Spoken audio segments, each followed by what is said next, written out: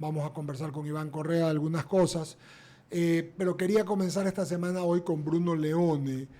Respecto a Ramiro Enrique, a los tratados de libre comercio y a lo que implican los mismos, Bruno, para el sector de la pesca en el que usted se desarrolla. ¿Son convenientes? ¿No son convenientes? ¿Y a qué los obliga? Gusto de saludarlo. Feliz Navidad. Buenos días, Brunito. Buenos días, Eduardo, Ramiro, Enrique, queridos amigos todos. Feliz Navidad y que el próximo año sea lleno de paz, de salud y tiempo para compartir, como digo yo. Amén. Los acuerdos comerciales desde el punto de vista nuestro, conceptual, son necesarios porque Ecuador, como no tiene un mercado de sustento local, apenas somos 18 millones de personas, entonces tenemos que buscar dónde poder colocar nuestros productos. Entonces, y la vía más eficiente para eso es tener acuerdos comerciales, para no tener que pagar impuestos en el lugar de destino. Desde ese punto de vista, el gobierno está haciendo esfuerzos y el presidente ha dicho que quiere hacer unos 10 acuerdos comerciales con un grupo de países que representan el 80% del PIB mundial. Eso está bien. Eso está muy bien, pero mire lo que está pasando ya con México. México, pues, porque cada país cuando va a negociar, negocia en función de lo que le conviene y le beneficia internamente al país que está negociando. En este caso, México está protegiendo un sector camaronero, un sector bananero. En el caso de la pesca, recuerda, estuvimos en el set suyo y estaba también el viceministro Legarda cuando hablábamos del anexo a la pesca, en fin. ¿Ya? Entonces, eso. Sancho ladran, eso significa que vamos adelante. Es mi nieta que se ha puesto un traje de loba. No le creo, yo pensé que era su perro, tiene un perro lindo, qué lindo. Sí, muy bien. Emilia, no.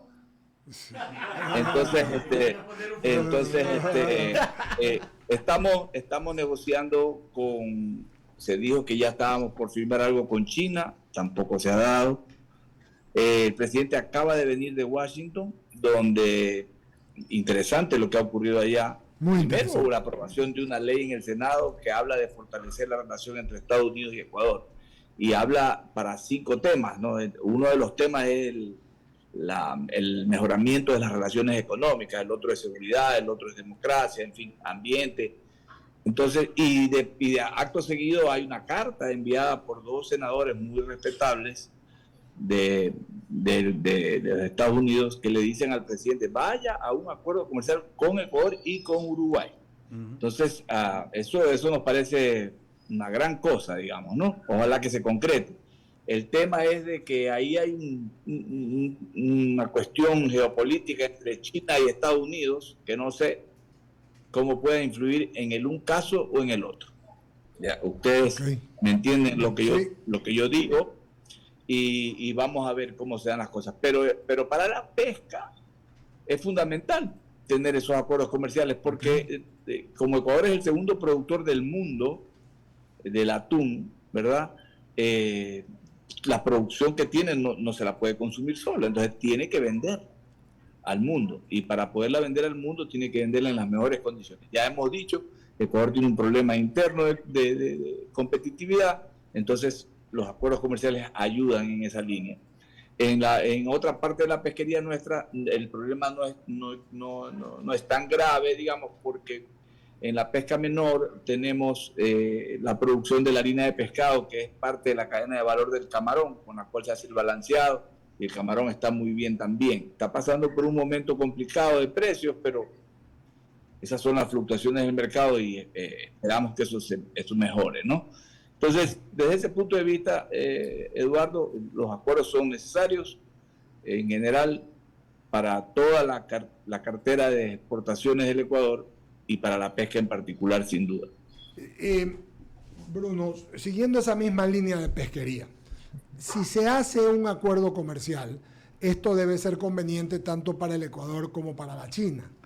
¿Usted cree que si esto se da, si el acuerdo se firma, dijeron que este año por lo menos va a estar la carta de intención, lo comentaron hace unos días, el jueves se lo preguntaré al secretario Correa, que va a estar por acá. Esto hará quizás, si hay un acuerdo de libre comercio, que la flota china no se acerque tanto a nuestras costas, porque los tratados de libre comercio, más allá de no solo la soberanía, sino más allá de eso, puedan ser significativamente mejores en lo económico para ellos.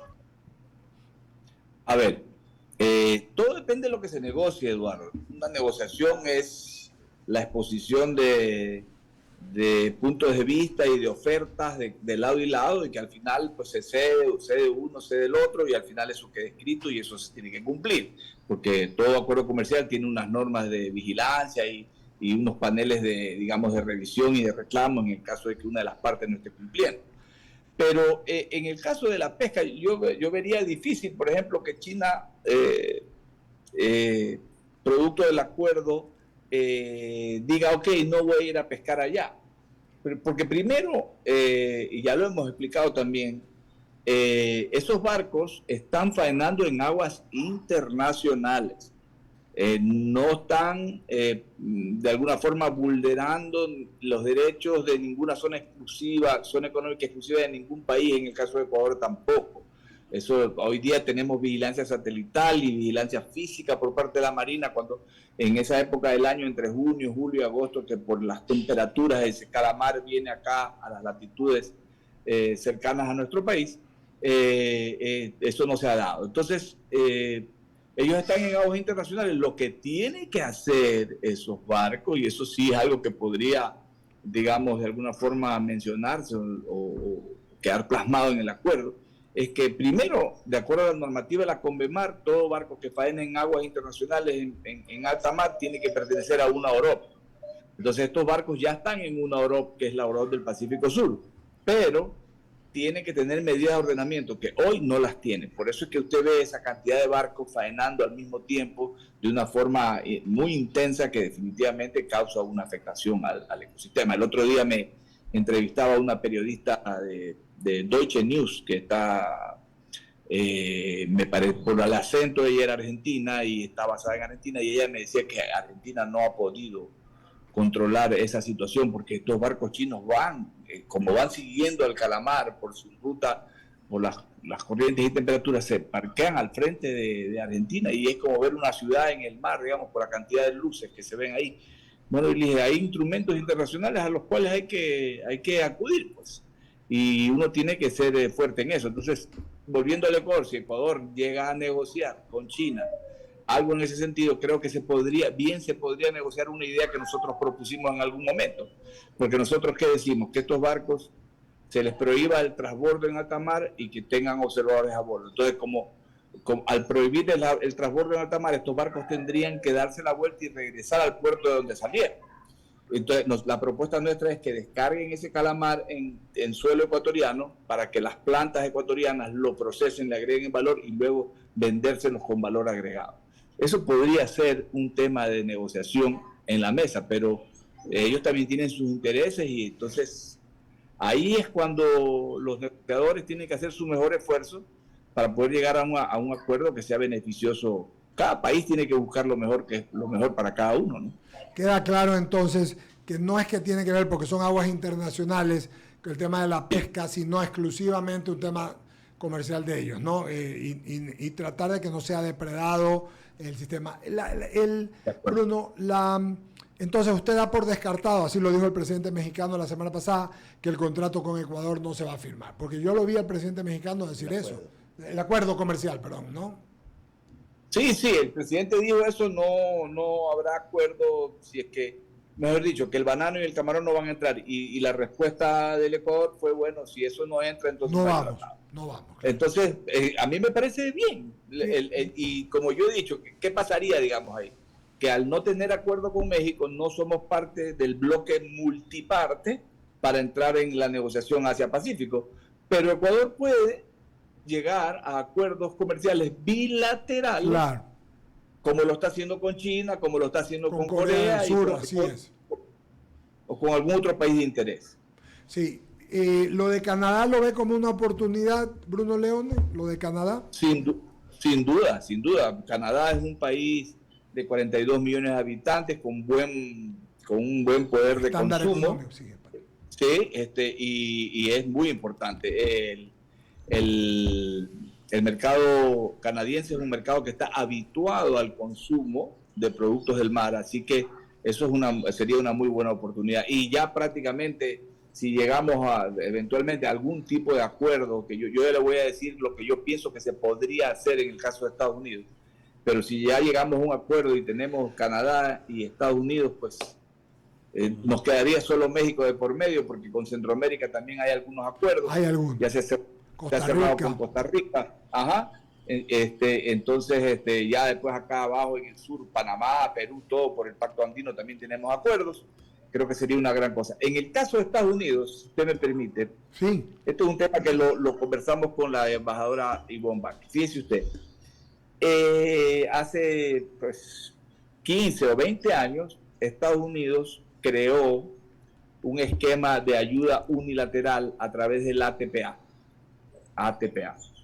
el Andean Trade Preference Act, que después se convirtió en ATPDEA, que es el Andean Trade Preference Drug Eradication Act.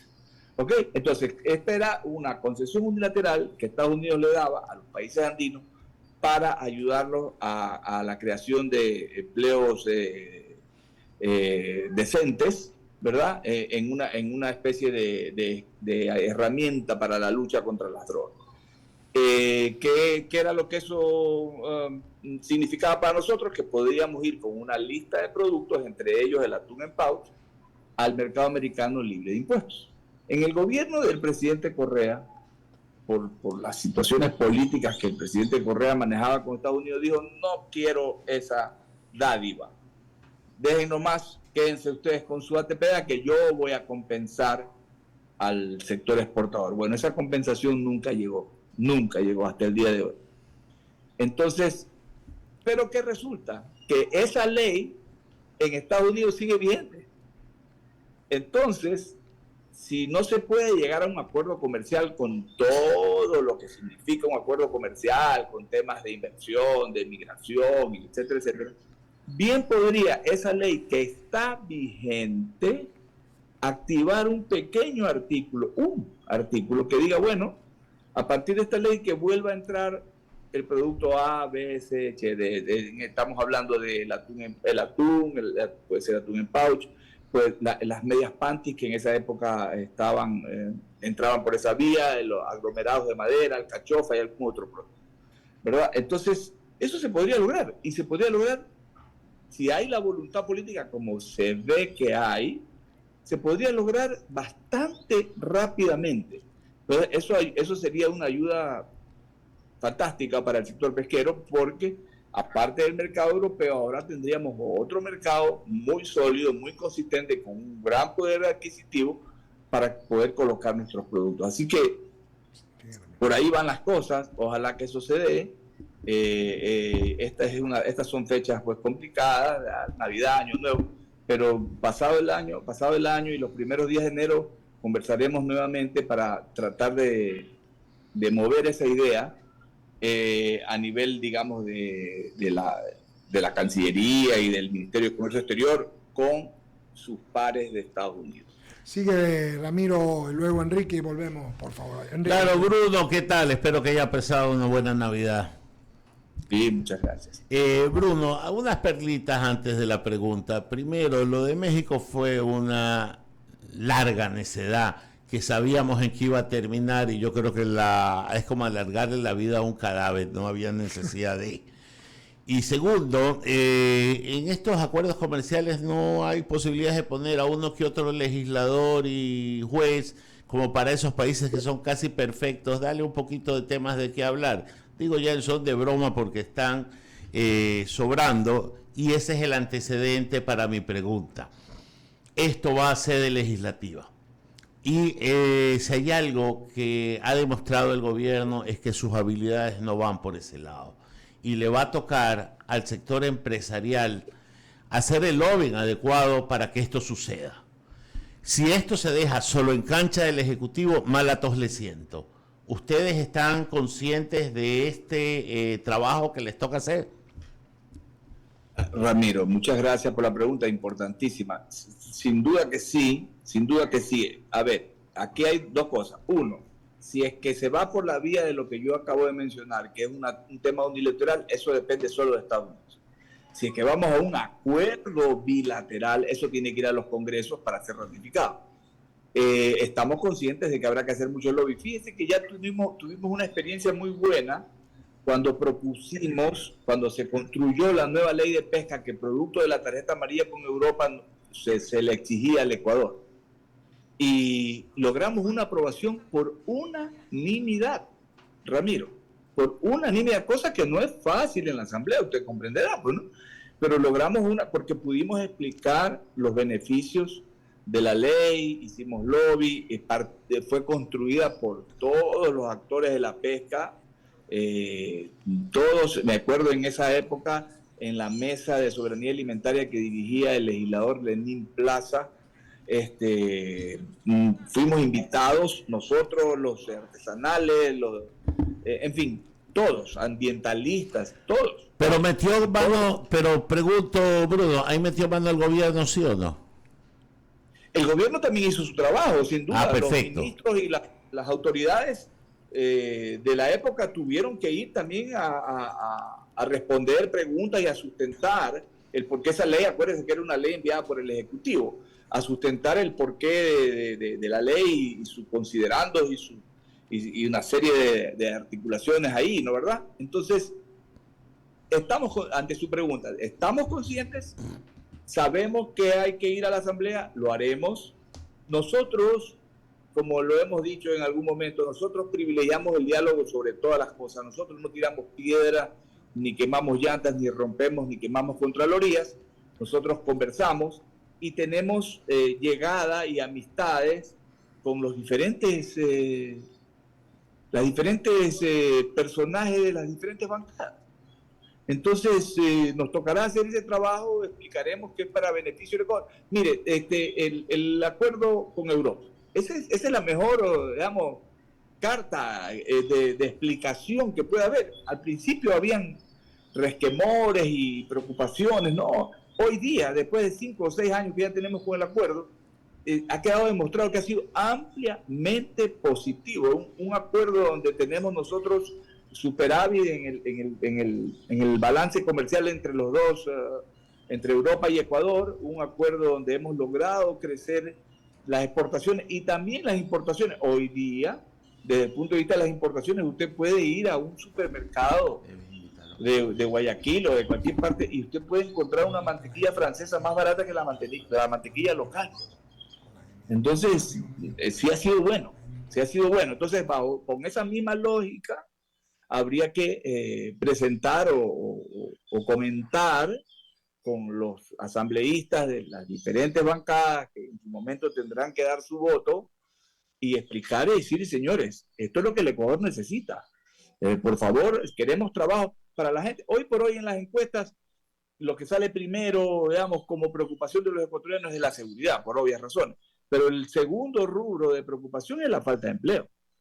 Entonces, si logramos armar estos encadenamientos que tengan un destino final asegurado con un acuerdo comercial, eso será una gran cosa. Inclusive, eso podría, Ramiro, viéndolo ya un poco más adelante, eso podría constituirse en una plataforma de negocios para que venga inversión extranjera, se complemente con la inversión local, potencie la capacidad productiva y poder inclusive incorporar elementos tecnológicos y de valor agregado y de una serie de cosas que hoy día existen. Por ejemplo, el atún hace muchos años se comía solo en lata, ¿verdad? Solo el atún era o era en trocitos, o era en lomos, o era en aceite, o era en agua. Hoy día, usted va a las persas y usted encuentra atún con arroz, atún con jalapeño, atún con pues, pomodoro y lo propio ocurre con el camarón y lo propio ocurre con otro tipo de alimentos. Entonces, eso es lo que, mire, el mundo podrá dejar de, qué sé yo, de usar cualquier cosa menos dejar de comer. menos, si no come, se muere. Entonces, hay que producir alimentos de buena calidad sostenible. Por eso yo siempre hablo de un Ecuador que vaya más allá del petróleo, que pueda ser un proveedor de alimentos de nivel mundial, y Ecuador tiene todas las características para poder convertirse en aquello. Gracias, Bruno. Le paso a Enrique San Martín. ¿Qué tal, Gracias. Bruno? ¿Cómo está? Enrique. Mire, de pronto yo leí mal, pero quisiera que usted me lo diga, porque leía que en junio de 2022, cuando ya se estaba hablando de estas negociaciones con México, el sector pesquero ecuatoriano dijo, o le pidió al gobierno, no ser parte de ello, porque ustedes vislumbraban que iban a haber problemas, y además de eso ustedes también se caracterizan por procesar productos no necesariamente ecuatorianos, sino de, qué sé yo, de otros países. Y los mexicanos en ese sentido son muy nacionalistas. ¿Es verdad eso, Bruno? A ver, sí. Porque le pidieron al gobierno ecuatoriano de no incluirlos en este acuerdo con México. Sí, es verdad, y eso está plasmado en una carta que enviamos los 3 gremios atuneros, porque era el atún el que estaba, digamos, de alguna forma en entredicho ahí en la negociación, entre Cámara Nacional de Pesquería, Asociación de Atuneros del Ecuador, ATUNEC, y CEIPA, la Cámara de Industriales Procesadores de Atún de Manta. Enviamos una carta dándole nuestras razones al presidente por lo cual no aceptábamos ese adendum o ese anexo que se quería incorporar al acuerdo comercial, y dijimos, y si esto es algo insalvable, como no queremos que se interrumpa, que no queremos ser la causa de que el Ecuador no llegue a este acuerdo comercial, a nosotros déjenos fuera. Esa fue la carta, más o menos lo que se dijo hace unos 4 meses, 5, qué sé yo. Después de eso vino lo que conversamos hace unas semanas ahí en el estudio con ustedes, que se trabajó en este anexo de pesca y las líneas rojas supuestamente han sido retiradas, ¿no es verdad? Claro. ¿Qué era lo que básicamente México quería? Era que nosotros le entreguemos información sensible de nuestra pesquería, de nuestros métodos de pesca, de zonas de captura, de una serie de cosas. Nosotros consideramos que eso era inaceptable. ¿Por qué? Y la explicación es la siguiente. México captura atún, aleta amarilla, asociado a cardúmenes de delfines. Nosotros, Ecuador, somos dolphin safe. Nuestra pesca es libre de delfines. Y nosotros pescamos con otros métodos. Nosotros pescamos con tecnología, con métodos electrónicos. Usamos los famosos plantados, los dispositivos agregadores de peces.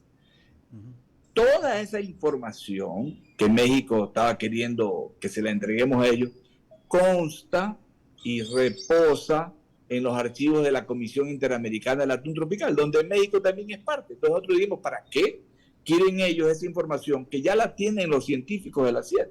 Ellos la usan para sus modelamientos de dinámica poblacional y para en función de eso establecer las medidas de ordenamiento en definitiva. Nosotros dijimos, no, eso no lo vamos a entregar.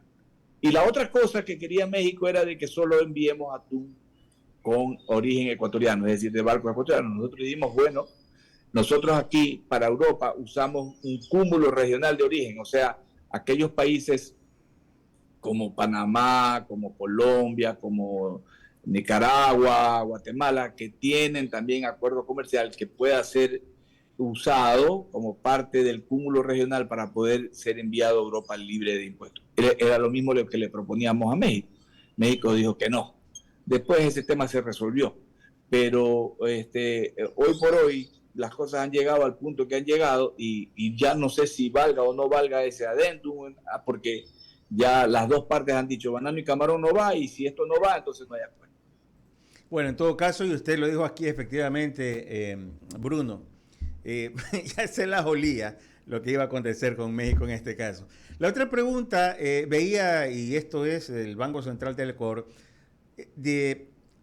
13 de 18 sectores productivos terminan el año con números en azul, podría decirse. Y uno de ellos, y encabeza la lista, acuacultura y pesca de camarón. ¿Es así?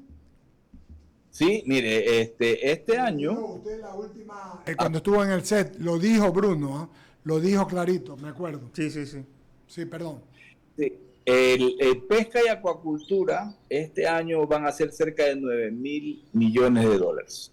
Wow. Que si usted lo analiza dentro del contexto de las exportaciones no petroleras, es el 40% y tal vez un poquito más de las exportaciones no petroleras. Eso es algo importantísimo. Claro que sí.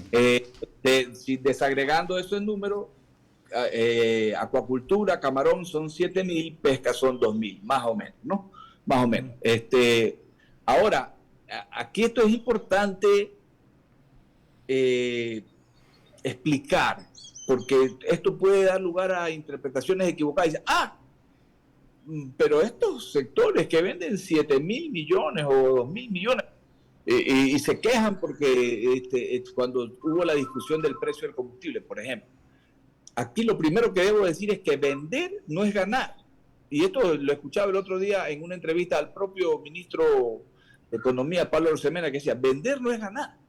Usted puede vender perdiendo inclusive. En este momento, por ejemplo, le digo, porque he hablado con mis colegas, amigos, actividad hermana de la pesca, los acuacultores, en este momento la libra de camarón, de un camarón promedio de 18 gramos, está más o menos en $1.30, $1.40, pero el costo de producir está entre 1.50 y 1.60. Entonces, por cada libra que producen, pierden dinero. Así es, claro. ¿Ya? Entonces no es cuestión de decir, que como vende 7.000, no. Entonces, ahora, eso se ha logrado a base de mucho esfuerzo, inversión y todo, y nosotros entendemos que son las fluctuaciones de mercado, habrá que replantear las estrategias de siembra, de qué sé yo, en el caso del camarón. En el caso de la pesca es igual. El costo de producción de una tonelada de atún a nivel del sector extractivo, de la fase 1 de la cadena, que es la pesca, anda por cerca de los $1.450, $1.500, ¿ya? Entonces, y sacamos la serie de precios de los últimos 7 años, el precio promedio ha estado en 1.520, 1.550. Entonces alguien dice, bueno, ¿y por qué es que si ustedes pierden plata, por qué siguen ahí? ¿Cómo que por qué siguen ahí? Porque hay unas inversiones inmensas que se han hecho, que son hechas con una visión de largo plazo. Entonces, uno tiene que tener claro que esa recuperación de esa inversión con su justa utilidad, porque así es, hay que decirlo, nadie compra pan para vender pan, tiene que darse en el tiempo. Entonces, pero hay que ir resolviendo las cosas que en el medio del ciclo productivo ocurren. Estas cosas hay que hablarlas con claridad y con honestidad. Esto no es, nosotros no tenemos nada que esconder ni nada que andar por las esquinas. Nosotros hablamos claro y de frente. Entonces, esa es la realidad.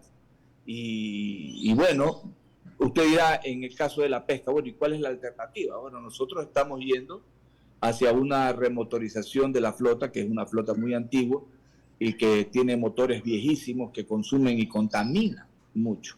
Entonces estamos en un proceso de ir remotorizando, poniendo motores modernos que consuman menos y contaminen menos. Entonces, pero eso toma tiempo. El Ecuador no tiene las líneas de crédito del caso, hay que hacerlo en muchos casos a base de mucho esfuerzo de los accionistas, pero ahí vamos. El Ecuador, para orgullo de toda su gente, imagínense usted, en camarón el primer productor del mundo, o detrás de India o por ahí va, y en atún el segundo productor del mundo, detrás de Tailandia. Eso no es poca cosa, y eso nos debe llenar de orgullo antes de ser objeto de detrimento por parte de gente que no entiende cómo es la dinámica de la producción. Fíjese usted, y le voy a poner un ejemplo, y perdóneme si me alargo, en el caso del petróleo. En el caso del petróleo, Eduardito, amigos queridos, cuando el petróleo llegó a estar a $140, no pudimos como país aprovechar ese gran momento de precio porque no éramos capaces de producir el suficiente petróleo. Es más, se nos cayó la producción. Entonces tú dices, ¿cómo? ¿A 140? Sí, pero la producción se cae. ¿Por qué? Por falta de inversión, por ineficiencia, por una serie de razones. Entonces, eso es morirse de sed frente a la fuente. Sí, señor. Entonces cuando acá en el sector privado es lo mismo, es una actividad productiva, así como el petróleo es una actividad productiva.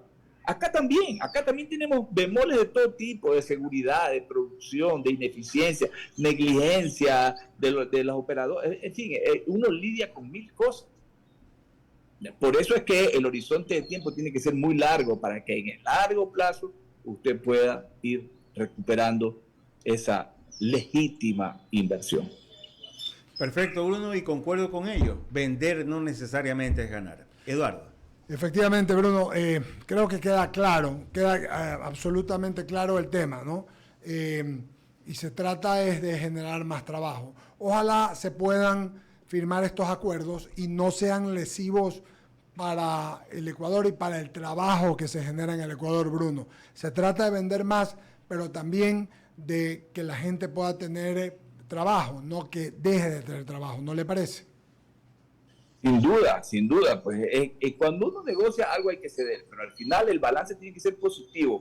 Lo interesante, por ejemplo, con Europa es que éramos 100% complementarios. En el caso de México, por ejemplo, ellos producen más o menos lo mismo que nosotros. Sí, señor. Entonces ahí está el problema. En el caso con Europa no hubo ese problema, porque nosotros producimos cacao, producimos banano, producimos una serie de cosas. En cambio ellos producen tecnología, producen bienes con valor agregado.